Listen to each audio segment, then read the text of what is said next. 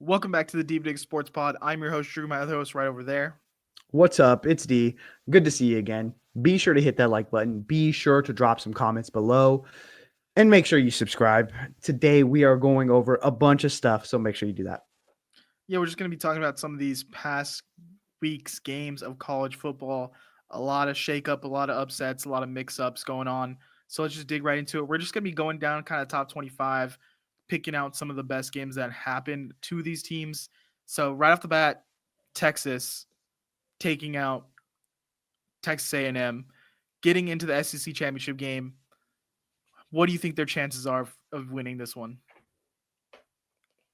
I think they get their doors blown off again. Like I got into it with some people on the internet, as I've been known to do. Apparently, I don't think Texas has a chance in this. I said that they got their doors blown off, and people were like, "What are you talking about? It was only a 15-point game. Like, what the fuck are you talking?"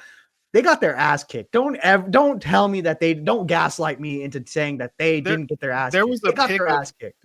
Quinn Ewers and Archie Manning just looking shook on the sideline, right? Like around like halftime.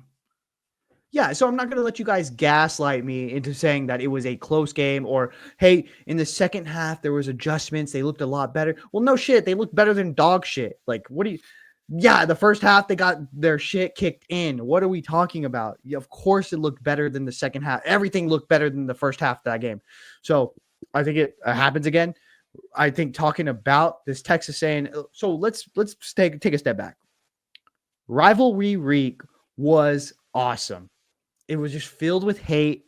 It was filled with just blood boiling, just disrespectful football, and I fucking loved it. It was awesome, dude. With that being said, Texas goes into a hostile environment at Texas A&M, Kyle Field, and they put it on them. The Texas A&M crowd was rocking. They had 110,000 strong, and what did they do? They rewarded them with 0 offensive points. Fuck you. Like Texas was like, hey, we're still daddy. We're here. I know we haven't done this game in a while, but we came to show you guys this is Longhorn country. They go out there and they prove it.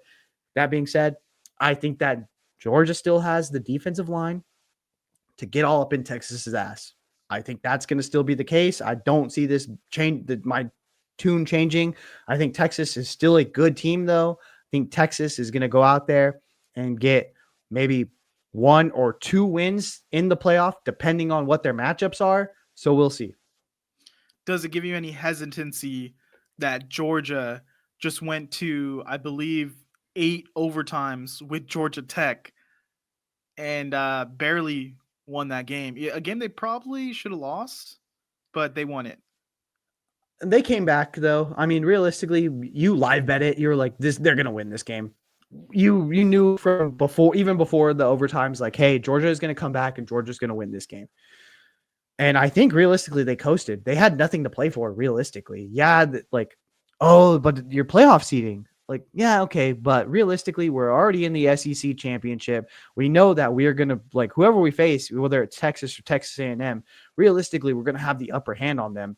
I don't think they had a whole lot to play for in that Georgia Tech game. Yeah, and Georgia Tech, this was their Super Bowl. We're like, yeah, fuck Georgia. Let's get in here. Let's win this game and at least put a good cherry on top of our solid season. And I mean, their quarterback was amazing in the game. Their defense was good early on, and we've seen this Georgia Tech team. They beat Miami, right? I believe so. I mean, this Georgia Tech is not a bad team. Realistically, I think that they are like top 5 in the ACC, like one of those schools. I think that they had a very viable season. They could have put the stamp on it, but I don't think Georgia was really, all in on this. Like, I don't think it was like this is the pinnacle of our season here. No, realistically, they knew they were guaranteed a spot in the SEC championship. I mean, though everyone's saying, "Oh, SEC best conference," struggling against the ACC school, not the best one. Again, I think they were looking past them. I don't blame Georgia for being like, yeah, okay, we're not going to put up our best effort. Well, let's talk about number 1 and number 3 here. Oregon, Penn State playing for the Big Ten championship because someone at the top lost, who we'll talk about in a little while, Ohio State. But Oregon Penn State, I actually feel like Penn State has a good shot at winning this. I love this matchup just solely based off of the fact that both of these teams played it very, very tough against Ohio State. I think both of them need another feather in their cap. I know Oregon technically doesn't need it, but they could use the respect from like a threat level. I know me and you talked about it this whole season. Like, I don't know how good Oregon is just based off of they only played Ohio State and then they struggled against Wisconsin.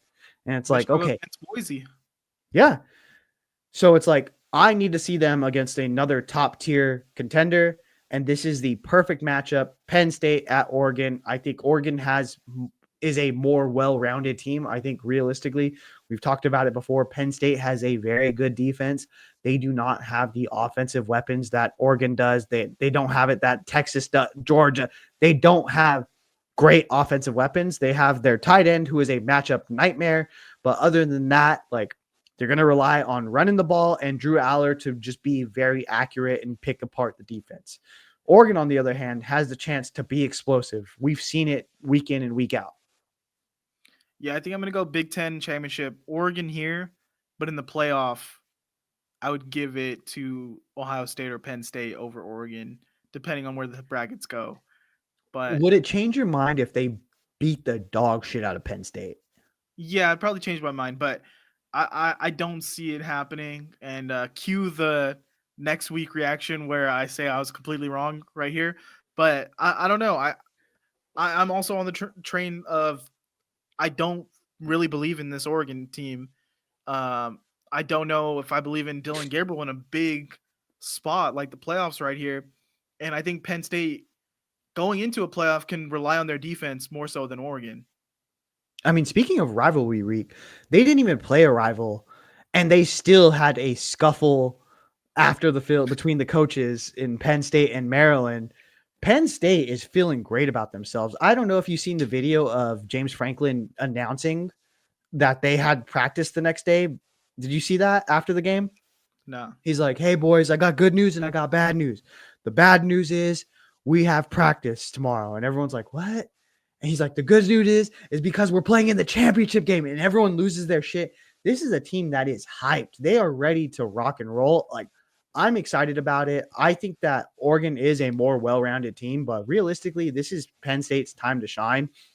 They could use a huge win here. I think they're riding high.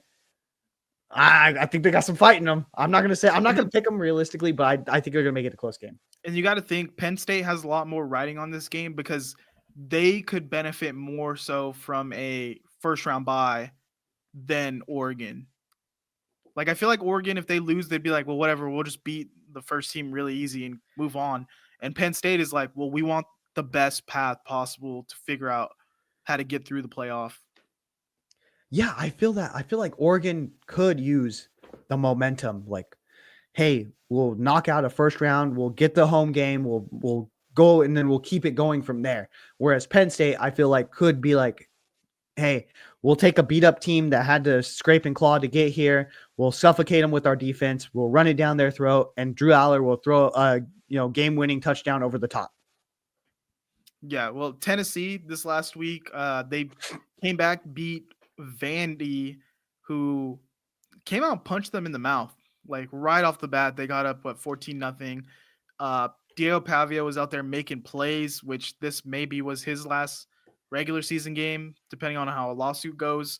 But yeah, Tennessee, it made me question a little bit more. Like, damn, how good are they going to be against the top tier talent? Not to take anything away from Vandy, but come on, they're not Penn State and Oregon up here. That's true, but honestly, it was a weird start to the game.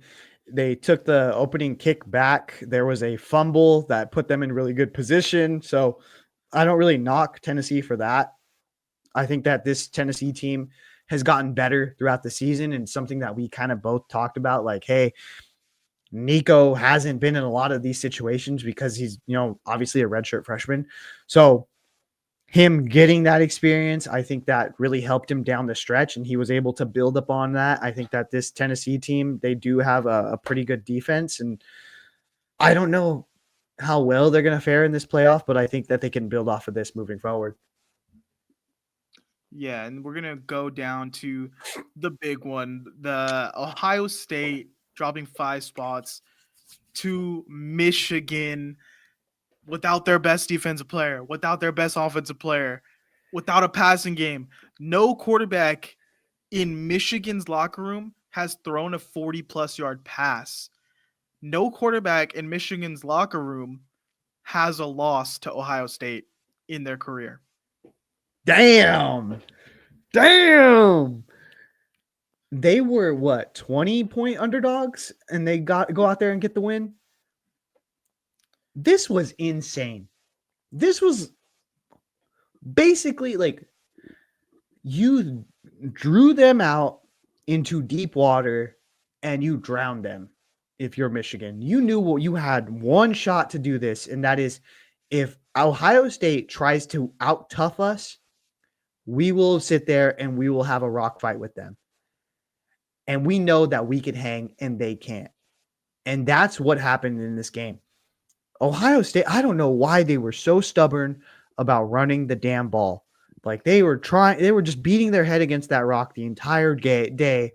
And realistically, what I had been saying for this entire time was Will Howard will make mistakes. He is good for 2 to 3 mistakes every single game. And that was true this game. I've said it the whole year. People were like, what are you talking about? It's 100% true. I just don't see, like, this is a bad loss for Ohio State. It might be the worst loss because this was the worst Michigan team. You didn't even have to.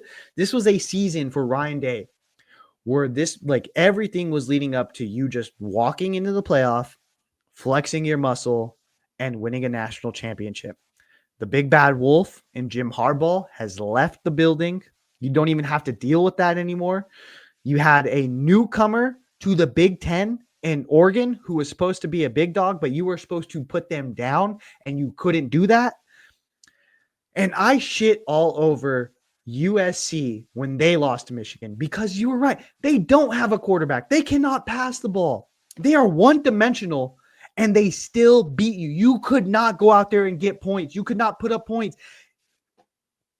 It was a gutless showing. And then for you to go out there after the game and try to fight with the Michigan team because they go out and plant the flag. Well, they put their boot in your fucking ass that entire game, and you sat there and took it. But the flag is where you're going to be like, oh, that's too much. Let's crossing the line here. That's bullshit. You're gutless. Your team is gutless. You deserve this loss. Yeah. Yeah, no, I agree. I feel like it's soft as hell to be like, oh yeah, we're gonna lose this physical game, and we're gonna look kind of defeated in parts of it. And after the game, put up such a fight. Like I understand push back a little bit, be like, but to get to the point where you're getting pepper sprayed, there's fights breaking out, and you're sitting there yelling, "Oh fuck that! We're not gonna let you disrespect us, bro." They disrespected you all day. Like on the field, they disrespect you all day. So I mean, they took that W. They're planting the flag on your O. Take the L. I hate that they were so adamant after the game. It's like, bro, well, guess what? If you score one touchdown, like they ain't doing that. Yeah, and I will say, people are giving credit to Ohio State's defense. I'm not going to do that. They didn't have a quarterback. They were one-dimensional. Oh, yeah. Offense. Yeah, it's not a fucking good offense. What are you talking about? Like, oh, yeah, okay. They didn't put up points. But you didn't put up points either. Like, realistically, it was a one-dimensional offense that you had to stop. You knew they were going to run it. And even then, on the last drive, you could not stop them.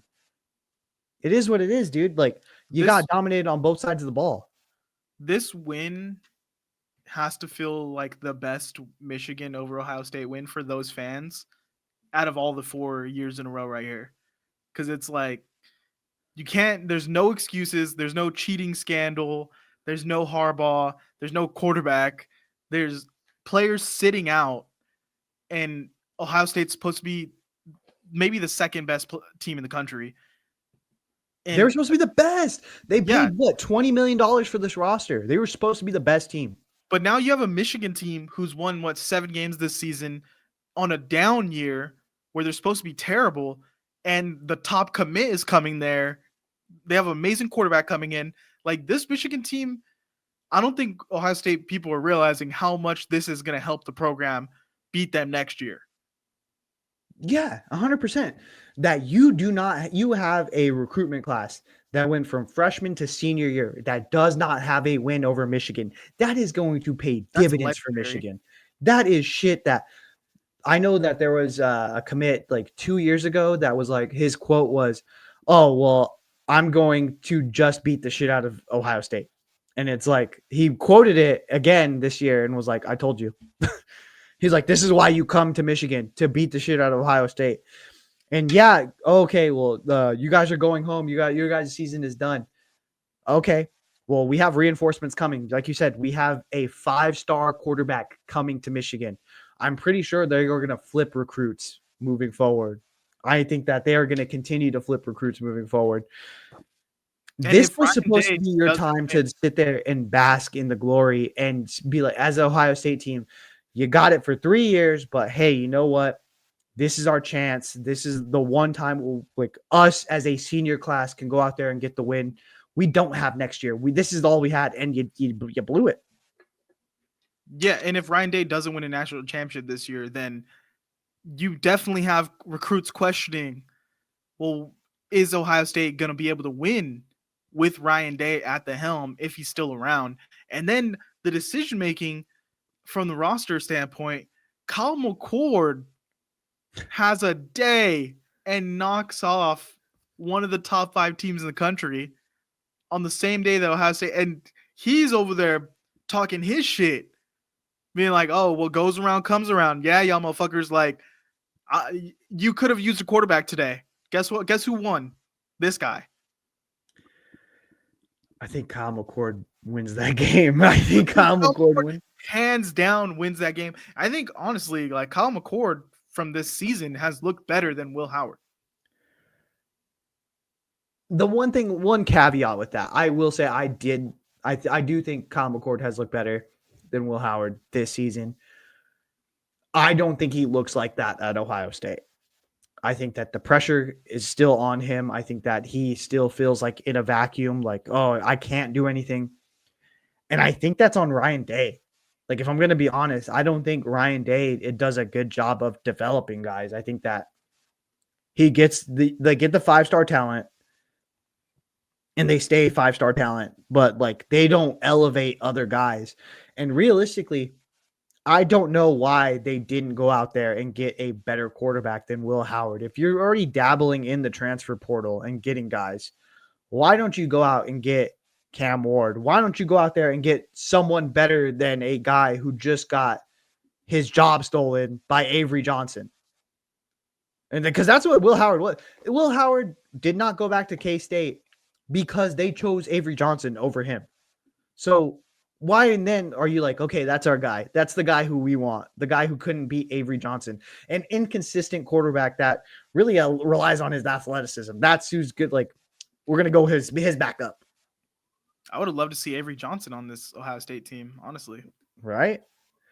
So Kyle McCord's stats this year: he's thrown 4,300 yards, 29 touchdowns, 12 picks, and he's ran for 3 touchdowns. Will Howard has 2,800 yards, 27 touchdowns, 8 picks, and he's ran for 7. So I mean, they're pretty close with the touchdowns. Will Howard has more touchdowns, but Kyle McCord's thrown for way more yards. Will Howard has 3 5-star receivers. Like, also, he has Kyle more McCord has talent around him. Kyle McCord has thrown for 4,300 yards this season. Will Howard has thrown for 2,860. At I think a Syracuse, lot of that 4,000. I know, I get that. I think that again, it'd be different. I don't think that they develop quarterbacks well. I don't think Ryan Day develops quarterbacks well. I don't think realistically Chip Kelly even gives a shit about that. Like, he's like, all right, well, we're going to do the run game. Like, that's his bread and butter is the run game. And I think when they ran into a team that was just going to stonewall them, that was the perfect, like, Penn State, if you're looking at it, you're like, fuck, like, we let this team run us down for 4 minutes at the end of that game. If we had it back, we will stonewall them. I think if you're Penn State, you're looking at the game like, fuck, like we missed an opportunity there. Well, we got to move on to some other championship games coming up because SMU is playing Miami, and Miami. No, they're not. They're playing Clemson, right? Clemson in the Clemson. And yep. Miami's completely fallen out of the ACC championship game. Yeah, did I just break news for you? Wow. Yeah, I'm pretty sure Miami should not be in the playoff. This is crazy. Yeah, Clemson's in the ACC. Yeah. Oh yeah, because Clemson now could sneak back in. I seen the meme where it's Mo from The Simpsons throwing out Barney. Was it Barney? Yeah. He throws him out. It's South Carolina throwing out Clemson, and then Clemson shows up right behind him again. So yeah, Clemson has a shot to make up for their mistake of losing to South Carolina and get back into the playoff. SMU, I think if they lose, they're out for sure. I think SMU, no matter what, should be in the playoff. SMU should not be disregarded. Even if they lose the ACC championship game, they would be a one-loss team. You shouldn't be penalized for having to play an extra game in the championship game and lose. Like, that's bullshit. But there's SEC teams right around there. Like, we mapped out what teams we think were safe, like if everything went the way we thought in the championship games. And I think there's like 10 slots that are like pretty accounted for depending on championship games. Are they going to let in an SMU team that loses, that doesn't win the ACC over a SEC school? The one thing I would say about that is their one loss is BYU. And yeah, BYU fell apart, or not really. They lost 2 games. But BYU lost their 2 games at the end of the season. But SMU, that's a good loss, I think, in my eyes. That's a good loss. They have a pretty solid strength of schedule. I would be pissed if they take SMU out of this playoff because they lose in the championship game. Yeah, they're not the ACC champion, but still, they've been solid this whole season. They've moved up the rankings. They've done all the right things, but because they have an early loss and then they lose in the championship game, you're going to keep them out? That's kind of bullshit. Well, then I was telling you before, I think Miami should not even be in consideration for the playoff anymore, but they're still ranked high enough, I believe. Like they're number 14 right now, which like they should have dropped them at least 16 or 18 on the top 25. We don't know the playoff rankings right now, but you were saying you think they're going to try to sneak them in. I think so. I mean, they've been blowing Miami this whole year. The committee has had them ranked in the top 10 for the whole year. The playoff committee has continuously ranked them over SMU. Like, I think the committee is just chomping at the bit to get Miami Hurricanes and Cam Ward in, because Cam Ward equals offense and offense equals viewership. We know that is, and Miami is a big brand. I think that they will screw someone over and they will put in the Miami Hurricanes. I don't think they belong in the college football playoff this year, though. Well, yeah, they definitely don't belong there, but I think this is a SMU team that could get screwed over by them. Like if SMU loses, I think they could potentially do like the swap there. Miami and SMU barely misses. I would be very, very pissed if I was the ACC in general. Yeah, you're taking preference over an ACC school, but again, we shouldn't be penalized for playing championship games. Like if I was them, then I would forfeit. I'd be like, okay, no, we're not playing this championship game if it's just going to count against us. Yeah. And then Boise State's another win and get in here, Mountain West Championship. They play UNLV. I mean, it should be exciting game. The go-go offense versus Ashton Genty. They've already played, and I think it was a close game last time. Yeah, it was a tough one. But yeah, this one. It was a 5-point game, October 25th. Boise State won 29-24. Yeah, and it was more so Maddox Madsen making plays than Genty because Genty was getting really bottled up in that one. Yeah, and I think I don't know how healthy Ashton Genty is on the back half of this season, but they need to look impressive in this Mountain West championship game. They need that bye desperately.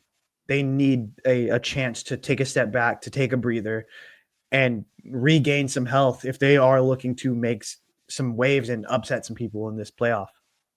And an extra week to prepare just the X's and O's mentally for a team coming up against them. Yeah. Like if they get a first round bye, I'd put big money on Boise to get the upset win if a higher ranked team is coming in the second round against Boise. Yeah. And the one thing that does suck is the second round moving forward is not like home games, it's on neutral sites. So that's a little bit shitty, but hey, you would love to have a home game, but hey, the bye is more than worth it for this Boise State team. Yeah, and then we have Arizona State taking on Iowa State for the Big 12. Arizona State looked really impressive, blowing the doors off of Arizona, and they're one win away from getting in the playoff. A team that no one was really talking about all season. Now they're right here knocking on the playoff door. Yeah, who would have thought about that? That's crazy that they had Pay this game. them. You gotta pay them. And I mean, they were helped obviously in this because the Big 12 just cannibalized each other. I think like we're seeing a lot of this now from the Big 12 coaches. Like, we shouldn't be penalized for having 9 conference games when other conferences only have 8. I think that's something that they're going to have to discuss inwardly moving forward.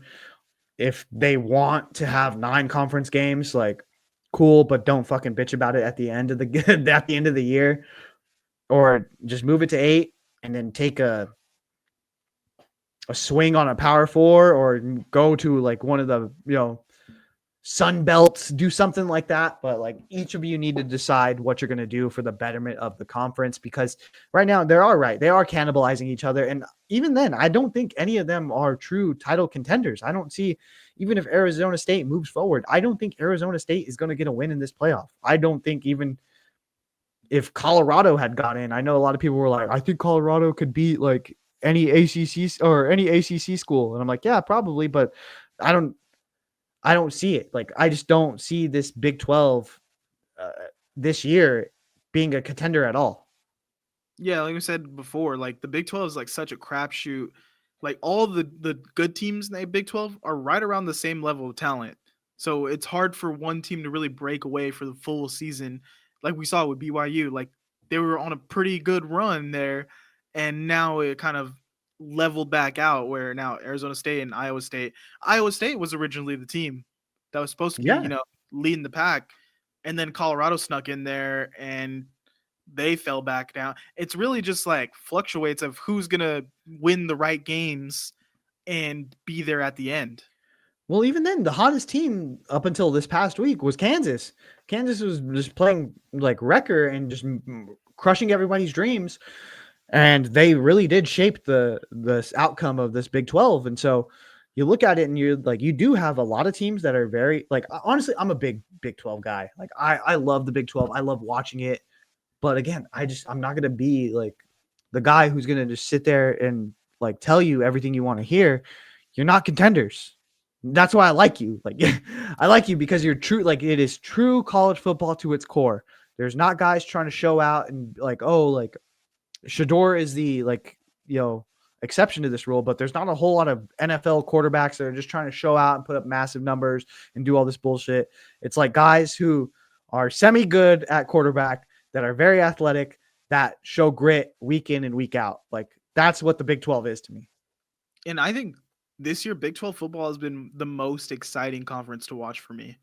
Like I got really into Big 12 football games this season, more so than like definitely more than the Big 10. And SEC has had some bangers, but I think overall, like at least one game a week in the Big 12, I'm like glued to the edge of my seat. Yeah, no, the Big 12 really delivered this year as far as exciting football. The Big Ten needs to figure it the fuck out. Like they had maybe like 3 exciting games, and all of them involved Ohio State. So it's like, come on, guys, we need the Big Ten to step up. The SEC though, the SEC week in and week out delivered the marquee matchups. If we're going band for band on this, like it was the SEC by a long shot. But the Big 12 was probably tier 2 as far as exciting games, and the Big 10 really needs to step it up moving forward. Yeah, speaking of SEC, South Carolina got the win against Clemson, a comeback win, and I mean they lost some games earlier. It sucks because that LSU loss was really should have been a win for them. That's the reason that they're not going to make the playoffs. Like they're on the outside looking in, but I love their roster. I think they're going to be great next year. They're definitely not making the playoffs though, right? People are clamoring for it. People are like, "Oh, but this is the hottest team." Dan Orlovsky, this is the hottest team in college football right now. How could you keep them out of the playoff? Well, you keep them out because they fucking lost to Ole Miss and Alabama, 2 schools that have the same record as them. So if we're going band for band on it, you lost to both of these teams. One of them should be above you.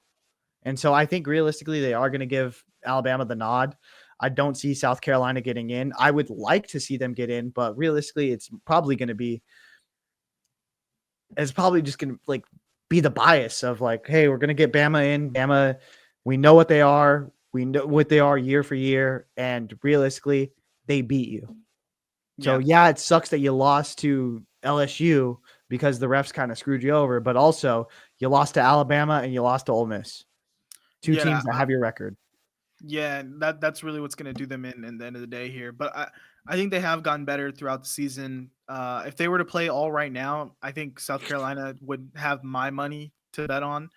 Um, but Ole Miss, you can't put them. They've had ugly losses. I think they have the worst losses of the 3, and then South Carolina lost to both of them. So by default, you got to go Bama here.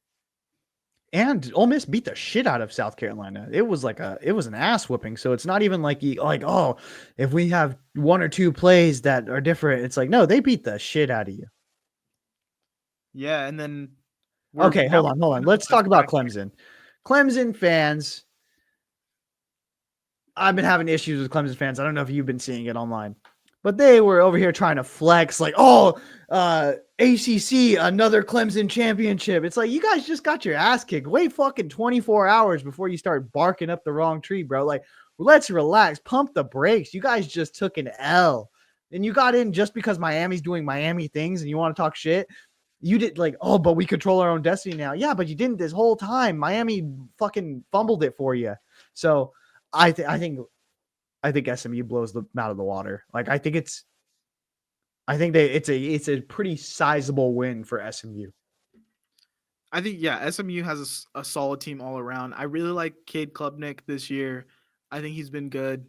But yeah, no, this is a Clemson team that I think doesn't have the talent that we've seen in the past, where Why? they are getting like 11 wins or like a threat to win a championship. I don't think there was a moment this season where I was like, can Clemson win a championship this year? Can they bounce back? But no, I definitely don't see that picture happening this season. I'd love to see SMU get in over them and try to get one win in the playoffs. Yeah, and honestly, I don't even fault them. Like for this past week, I think that the South Carolina loss is a very solid loss. Like again, this is a team that really figured it out towards the end. They have a lot of great pieces on that defensive line, obviously, but throughout that roster, Lenora Sellers is really good. Rocket Sanders is really good. They have it's a talented team. So I don't even knock them on that. The one that really kind of puts the nail in the coffin is like, okay, this is not a championship contender, is the Louisville loss. Like Louisville, you couldn't keep up with Louisville's offense. And it's not like they have a crazy defensive team, but you just couldn't keep up with them. And so that more than anything showed me that like this is not a championship caliber Clemson team. Yeah, definitely not. And then UNLV, we talked about them. What a season for them, getting off to a hot start with Sluka, a bunch of drama happening, and now they have their quarterback, and they could win the Mountain West. They're not going to make the playoff even if they win, but to win a Mountain West championship, UNLV go 11-2. That's a crazy good season. I think they would get in if they win the Mountain West. They would. I think they would. Wouldn't it go to the Big 12 champ? The Big 12 would already be in. Because it's the top 3 are from the now. Then we have to get into all the top 3 are from No, the conferences, and then it's like yeah, a group of 5 a conference group champ. of 5 that would get the bye. Mm-hmm. Not just getting in the playoff, they would get the bye, but then I think they would still reward the Mountain West champ for to get them in the playoff. I don't know. Because it's the top 4 conference champions that get buys, not just make the playoff. I think they would still reward the Mountain West to get them in. I think you still have to put a group of 5 school in the playoff. Okay, so UNLV, do you think they got a shot? Yeah, they do, 100%. I think that this is a team that they came very, very close to beating Boise last time. I think this is a Boise State team that's shown weaknesses, in certain games throughout this year, and I think that they're pretty banged up. I think that UNLV can win this, and honestly, I might even put some money on them to win it. Yeah, I mean they almost won the last one, Yeah, and their offense it can put up points if the defense can do what they did last time and like hold Genty to a reasonable game. Then yeah, you want to force Madsen to be the guy. Hey, yeah, do it again. We want to see you throw touchdowns. If that's how you're going to beat us, we'll live with that. But UNLV can score at any moment. It feels like. yeah, and so like don't count them out. I think that they're a live dog. I feel really good about them. I think either way, you're getting a very strong team, and I think that you feel good if you are a group of 5 school, knowing that it's one of these 2 that are going to represent you as a whole. Yeah. Well, just looking at the end of the list here, Cuse got the You, win last week. Uh, Army playing Tulane for championship, American Athletic Championship. So that kind of wraps up the top 25 here. yeah, and congrats to all of these schools. I think again we talked about this last week. There's no weeks off. There's no like, hey, this is a meaningless game. Realistically, Memphis beating Tulane last week put them in the top 25, and that's something that they capitalize on moving forward when it comes to recruiting and things like that. I think now we're going to start to get into the off season of college football, and we're already starting to see some of the movement moving forward, like who's going to be let go as far as head coaching, where a team player is going to go as far as the transfer portal. All of this stuff, it really matters. And so at the end of the day, congratulations to all these 25 teams. Yep, and still some football left. So we'll be right here covering it. Make sure you like, comment, and subscribe, and we'll see you next week. Later. See ya.